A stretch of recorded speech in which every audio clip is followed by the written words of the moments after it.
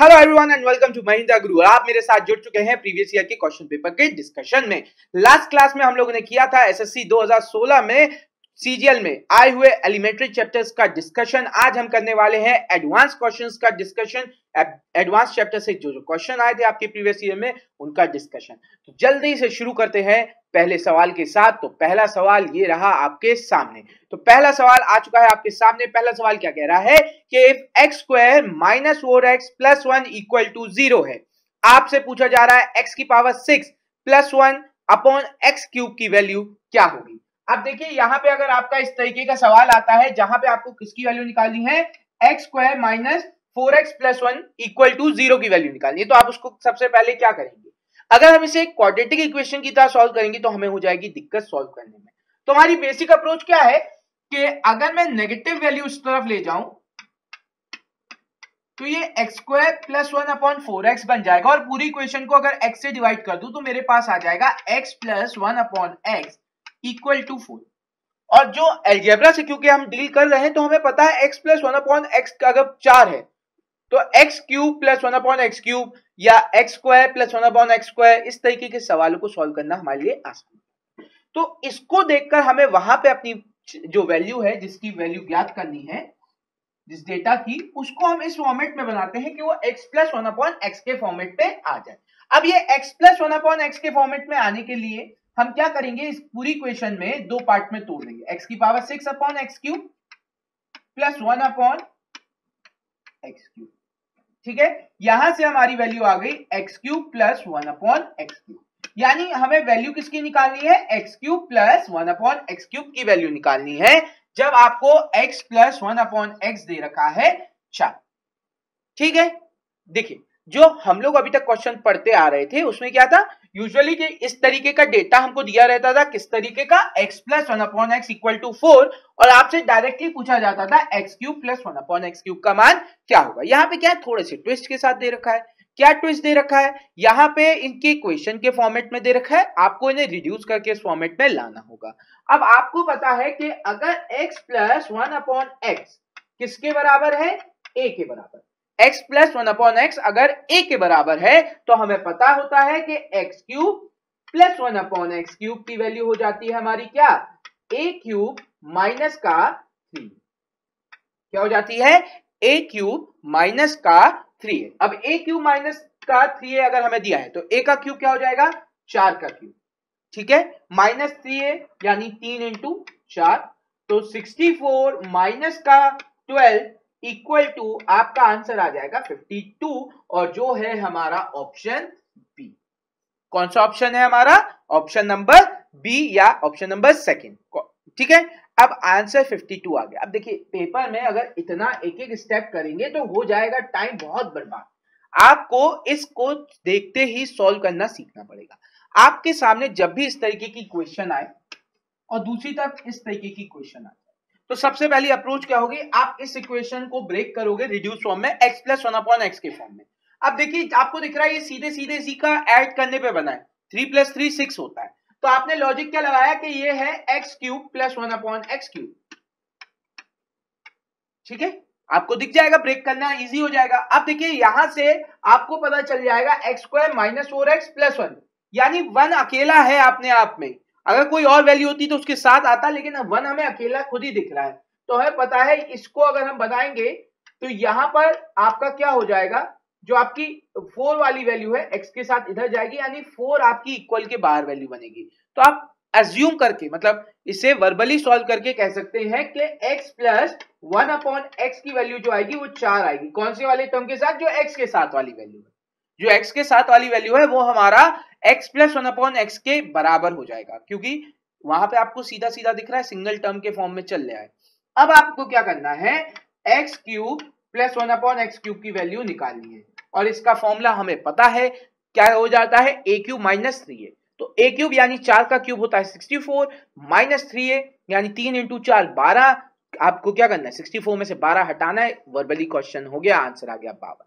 तो यहां पर आपका मोस्ट ऑफ द पार्ट आप वर्बली सॉल्व कर सकते हैं, पर उसके लिए आपको क्या करना पड़ेगा, थोड़ी सी प्रैक्टिस करनी पड़ेगी ऐसे सवालों। अब बढ़ते हैं नेक्स्ट सवाल की तरफ। तो नेक्स्ट सवाल क्या है आपका, नेक्स्ट सवाल ये रहा आपके सामने। अब नेक्स्ट सवाल क्या है, नेक्स्ट सवाल आया है कि इफ a माइनस टू, क्या कह रहे हैं, if a minus two minus 1 upon a minus two minus 1 के बराबर है।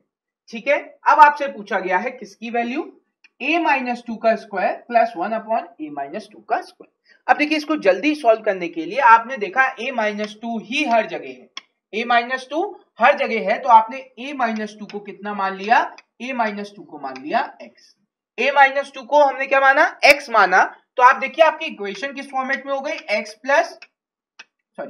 x minus 1 upon x minus 1 upon x किसके बराबर है, माइनस 1 के बराबर।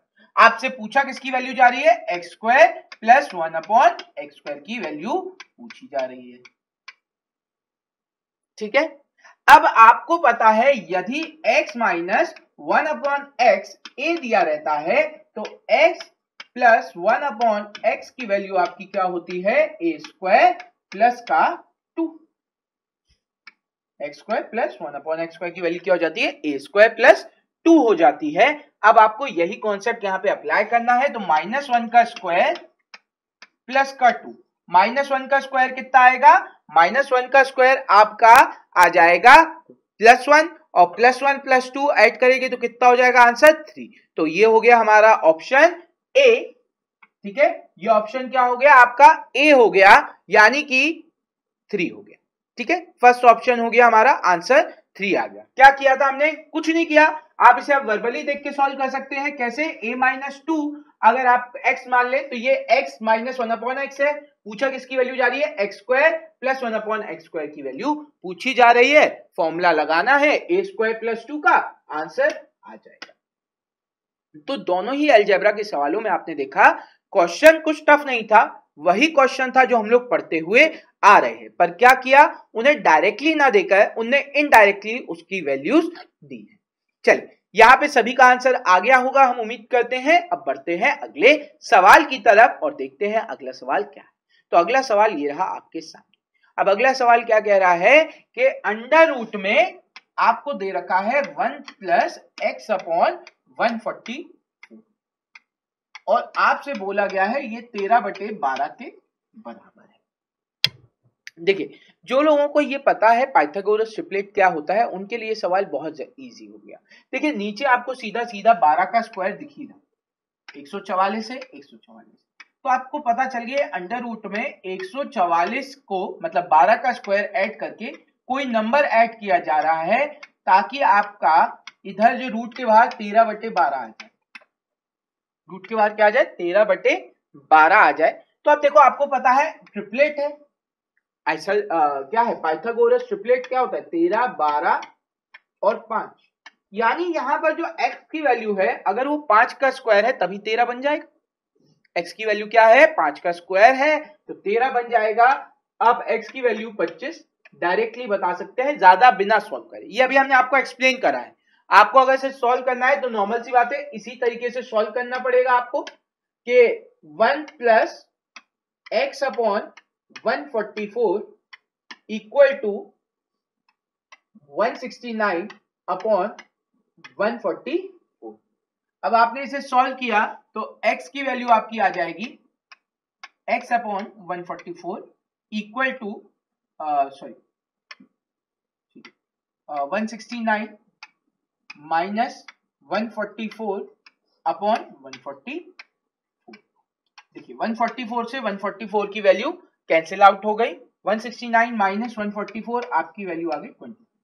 लेकिन हम इतना क्यों टाइम स्पेंड करें जब हम देखकर ही बता सकते हैं यहाँ पर क्या कि यहाँ पर आपकी जो ऊपर वाली वैल्यू है यहाँ पे 144 तो ऐड हो गई, तो आपको x की ऐसी वैल्यू चाहिए कि पाइथागोरस ट्रिपलेट बन जाए ताकि रूट के बाहर क्या आ जाए, 13 आ जाए, क्योंकि एक जगह जो 12 का स्क्वायर आ ही रहा है तो हम सीधे क्या रखेंगे, ऐसे नंबर का स्क्वायर जिससे पाइथागोरस ट्रिपलेट बनती है। 12, 13 और 5, 5 का स्क्वायर 25 होता है। आंसर आपका सीधे ऑप्शन डी यानी चौथा ऑप्शन होगा 25। ठीक है, तो ये भी बहुत इजी सा सवाल था, हम इजीली इसे सॉल्व कर सकते हैं। अब बढ़ते हैं अगले सवाल की तरफ और देखते हैं अगला सवाल कैसे होगा। तो अगला सवाल ये रहा आपके सामने। तो अगला सवाल क्या आया है, ये आपका आ गया ज्योमेट्री से रिलेटेड क्वेश्चन है कि if O is the in centre of a triangle PQR। क्या कह रहे हैं, कोई ट्राइंगल है पी क्यू आर, ठीक है, कोई ट्राइंगल है पी क्यू आर, आपसे कहा जा रहा है ओ इसका इन सेंटर, ओ इसका इन सेंटर है। अब कहा जा रहा है angle P O R, angle P O R कितना दे रखा है 115 डिग्री, ठीक है। आपसे पूछा गया है एंगल पी क्यू आर, यानी इस एंगल की वैल्यू पूछी गई है। यहां पे हमारा फॉर्मूला कौन सा लगेगा, इन सेंटर का जब भी केस आता है तो हमारा फॉर्मूला हो जाता है 90 plus a/2 equal to angle O, यानी जो इन सेंटर पे एंगल बन रहा है या एंगल आई, जो भी आपकी वैल्यू दे रखी है। तो अभी यहाँ पे क्या हो जाएगा 90 प्लस, ठीक है, अब यहाँ पे इसकी वैल्यू हमारे पास है नहीं तो इसको हम मान लेते हैं q/2 इक्वल टू में 115, यानी q/2 इक्वल टू कितना हो जाएगा 25, q की वैल्यू आ गई, ठीक। अब इसको भी आप वर्बली कर सकते थे, देखो 90 से ये कितना ज्यादा है 25 ज्यादा है, यानी जो एंगल ए होगा वो इसका दुगना होगा, यानी 25 का दुगना 50। सिंपल कॉन्सेप्ट अगर आपको पता है तो आप इसे जल्दी सॉल्व कर सकते हैं। कैसे, आपको दिख रहा था जो एंगल इन सेंटर पे बन रहा है वो कितना है 115, अगर वो 115 है यानी कि वो क्या है आपका 90 से 25 डिग्री ज्यादा है। ये कब 25 डिग्री ज्यादा आता है, जब a/2 जोड़ा जाता है। तो हमें पता है ये a/2 का 25 आधा है, तो a कितना हो गया है पूरा होगा इसका 25 का दुगना 50। क्लियर है बात। तो ये सवाल आप इस तरीके से सॉल्व कर सकते हैं। जल्दी से बढ़ते हैं अगले सवाल की तरफ और देखते हैं अगला सवाल क्या है। तो अगला सवाल ये रहा आपके सामने। अब अगला सवाल क्या है, the in radius of a triangle, एक त्रिभुज है जिसकी अंतःवृत्त की त्रिज्या क्या है 4 सेंटीमीटर और इसका क्षेत्रफल है 34 centimetre. The parameter of the triangle is, अब इस त्रिभुज का परिमाप आपसे पूछा गया है। अब देखिए यहाँ पे अप्रोच क्या है, हमें पता है radius of in circle, radius of in circle होता है डेल्टा अपॉन एस। डेल्टा मतलब area of the triangle, S मतलब सेमी पेरीमीटर यानी परिमाप का आधा। तो अब आपकी त्रिज्या देखिए 4 दे रखी है, यहां पर ये कितना दे रखा है 34। एस क्या होता है पैरामीटर का आधा होता है यानी p/2 होता है, ठीक है। अब p की वैल्यू यहां से क्या आ जाएगी 34 इंटू 2 डिवाइड बाय 4 यानी कि 17, कितनी आ जाएगी 17 आ जाएगी। किसी को दिक्कत, बहुत सिंपल सा था, फॉर्मूला था, डायरेक्टली फॉर्मूला बेस्ड सवाल थे। तो अभी हमने देखा ज्योमेट्री के जो सवाल आ रहे हैं वो क्या हो रहा है डायरेक्टली फॉर्मूला बेस्ड आ रहे हैं। अगर आपका कॉन्सेप्ट क्लियर है तो आप इन पे इजीली सॉल्व कर सकते हैं। अब बढ़ते हैं आगे नेक्स्ट सवाल की तरफ। तो नेक्स्ट सवाल क्या है देखते हैं। तो नेक्स्ट सवाल यहाँ पर आ गया है, if tan theta plus tan cot theta equal to 2 है तो tan की power n theta plus cot की पावर n थीटा इज। देखिए ये आपके साथ डिस्कस किया है, ऐसा कोई भी सवाल आता है आंसर क्या हो जाता है, आंसर हमारा 2 ही रहता है, यानी ऑप्शन डी हो जाता है। जिनको याद नहीं या जिनको पता नहीं, देखिए कॉन्सेप्ट क्या है कि tan theta plus cot theta, cot theta की वैल्यू क्या हो जाती है 1/tan थीटा इक्वल टू 2। आप क्या करें, इसे x माने प्लस 1/x माने तो इसकी वैल्यू आ गई 2, ठीक। अब देखिए यहां से क्या हो जाएगा x square plus 1 equal to 2x, या आप कह सकते हैं x स्क्वायर प्लस 1 माइनस का 2x इक्वल टू 0।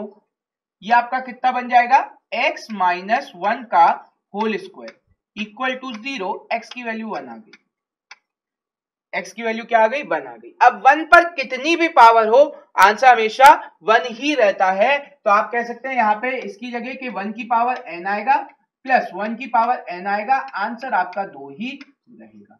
तो इस तरीके के सवाल बहुत बार आ चुके हैं, हमने आपके साथ डिस्कस भी किए हैं अपने वीडियोस में। तो अगर आपने देखा है उन्हें तो आपको पता होगा इसका आंसर क्या आएगा 2 ही आएगा। चलिए नेक्स्ट बात करते हैं, सवाल की तरफ बढ़ते हैं। तो नेक्स्ट सवाल ये रहा आपके सामने। अब नेक्स्ट सवाल क्या है, a square equal to b plus c, b square equal to c plus a, c square equal to b plus a, then the value of 3 bracket में 1 upon a plus 1 plus b plus 1 upon में और plus 1 upon c plus 1। क्या दे रखा है 3 bracket में 1 upon a plus 1 plus 1 upon b plus 1 plus 1 upon c plus 1, ये इस तरीके से दे रखा है।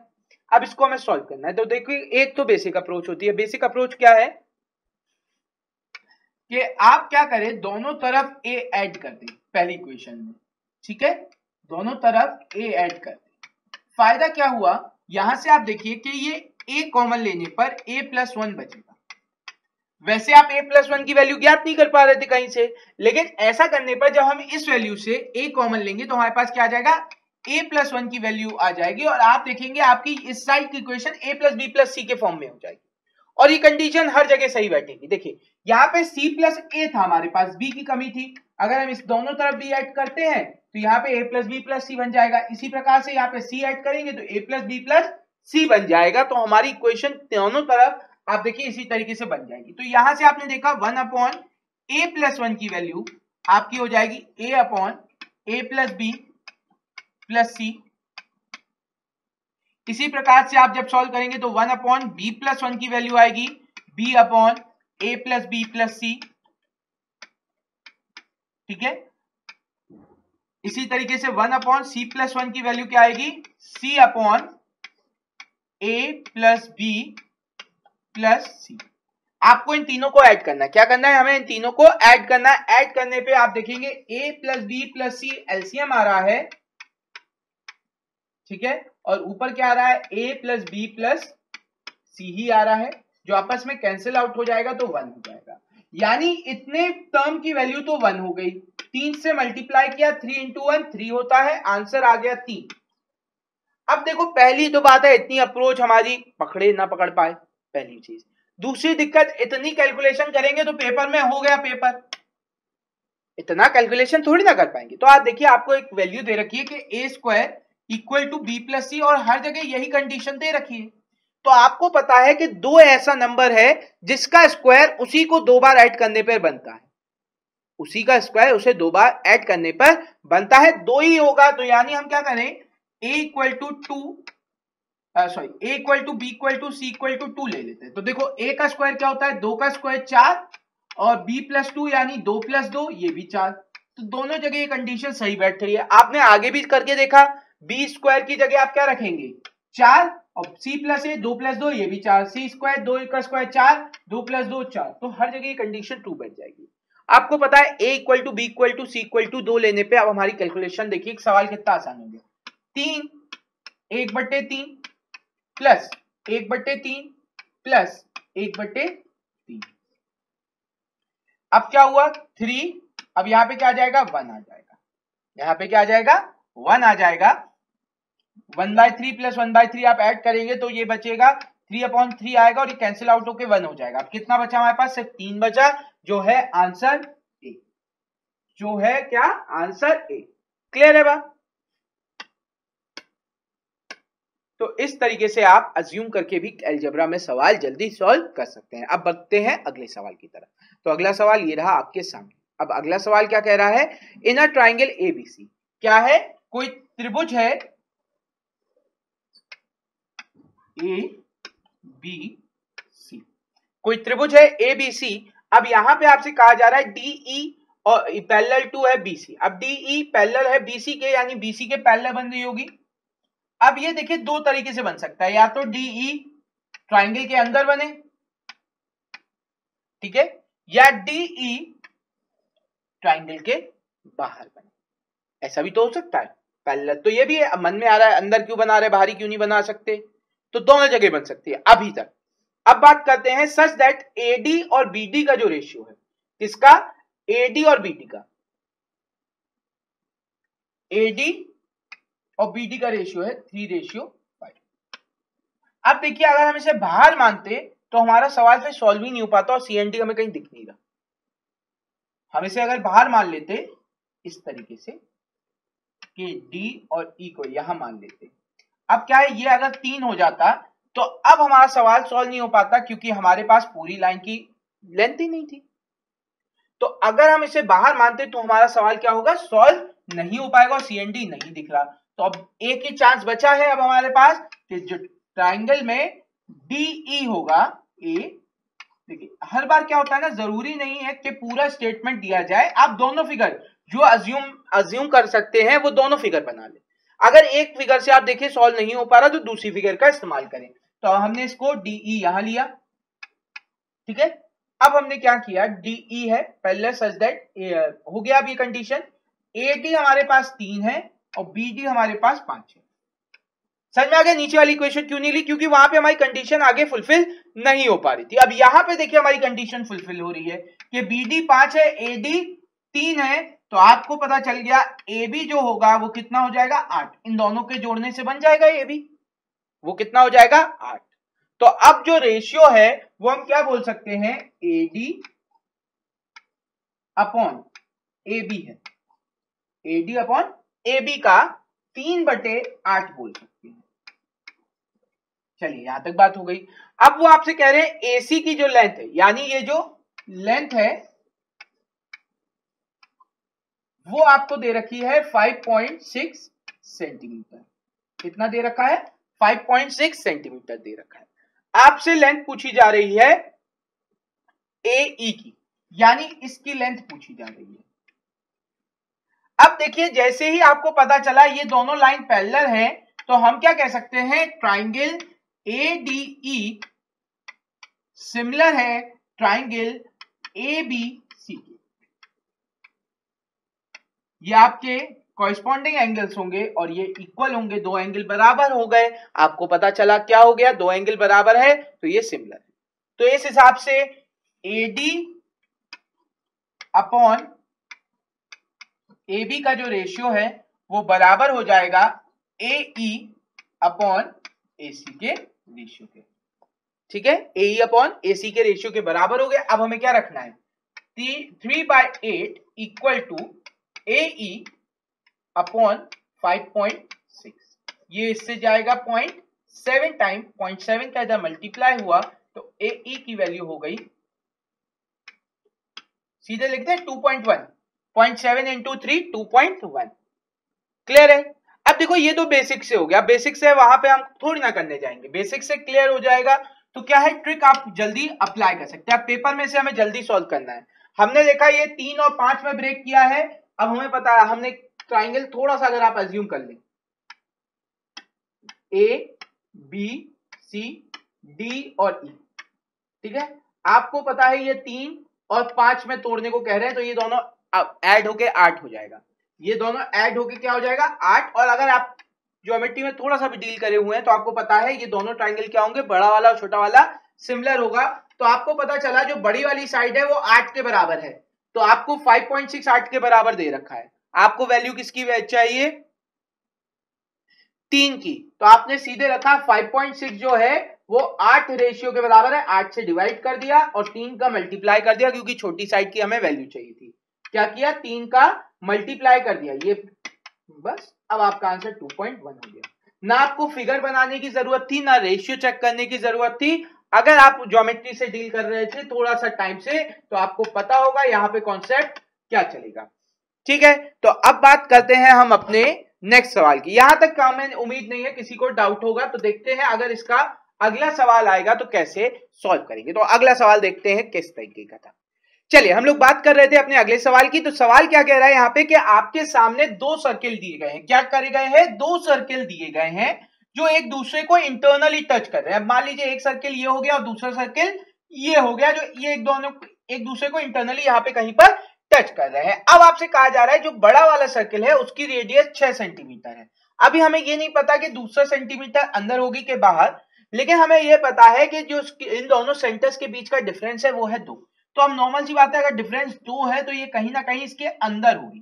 तो बड़े वाले सेंटर के लिए, बड़े वाले सर्किल का सेंटर O मान लेते हैं, दूसरे वाले सेंटर O डैश मान लेते हैं, ठीक है। अब इन दोनों के बीच का डिस्टेंस है कितना, 2। और बड़ी वाली जो रेडियस थी वो आपके सामने कितनी है, 6। तो अगर ये पूरी लेंथ 6 है, इतना हिस्सा 2 है, तो बचा हुआ हिस्सा कितना होगा, 4। हो गया सवाल, सिंपल सा सवाल था, ठीक है। क्या सवाल था कि दो सर्किल है जो एक दूसरे को इंटरनली टच कर रहे हैं, दो सर्किल एक दूसरे को इंटरनली टच कर रहे हैं, ठीक है। बड़े वाले सर्किल की जो त्रिज्या है वो 6 है, यानी रेडियस 6 है। छोटे वाले सेंटर से इस सेंटर का जो डिस्टेंस है वो 2 है, तो बचा हुआ रेडियस हो जाएगी इसकी, क्योंकि यहां से ये सेंटर है, इधर टच करेगा, तो ये जो सेंटर से दूरी होगी इसकी वो रेडियस होगी, वो जी कितनी है, 6 में से 2 गया 4। तो आ गया, हो जाएगा आपका सवाल। बहुत सिंपल सा सवाल था, इजीली आप कर सकते हैं। आंसर आपका बी होगा, यानी 4 होगा। चलिए इसके साथ ही अब बढ़ते हैं अगले सवाल की तरफ और देखते हैं अगला सवाल क्या था। तो अगला सवाल ये रहा आपके सामने। देखिए सवाल क्या है, यदि यानी if root two tan two theta root 6 के बराबर, ठीक है। अब हम इसे कैसे सॉल्व करेंगे, देखिए रूट 2 उधर ले जाएंगे, 10 two theta equal to root 6 upon root 2, यानी कि रूट 3 आ गया। अब रूट 3 10 पे बहुत जगह आ सकता है ना, ठीक, लेकिन हमें क्या वैल्यू कर दी है कि थीटा की वैल्यू 0 से 45 के बीच में है, यानी 90 डिग्री से बड़ा नहीं है थीटा, टू थीटा 90 डिग्री से बड़ा नहीं है। फर्स्ट क्वाड्रेंट की बात हो रही है, क्योंकि रूट 3 तो थर्ड क्वाड्रेंट में भी आ सकता है, 270 प्लस वाले में भी आ सकता है ना। तो यहां पे आपको पता है थर्ड क्वाड्रेंट में नहीं होगा, ये फर्स्ट क्वाड्रेंट में है। अब आपको पता है यहां पर रूट 3 1060 की वैल्यू होती है, रूट 3 कितने की वैल्यू होती है, 1060 की। तो 2 थीटा इक्वल टू 60 डिग्री, तो थीटा की वैल्यू आ गई 30, थीटा की वैल्यू कितनी आ गई, 30 डिग्री आ गई। बस अब हमें सब्स्टिट्यूट करना है, ठीक है। अब देखिए ये तो यहां जो पार्ट था उसको आप वर्बली भी कैसे सॉल्व कर सकते हैं, हमने स्टेप बाय स्टेप किया है। आप सीधे रूट 2 से इसको डिवाइड करते रूट 3 आ जाता। आपको पता है रूट 3 होता है 60, आधा करना है 30, तो थीटा की वैल्यू 30 है।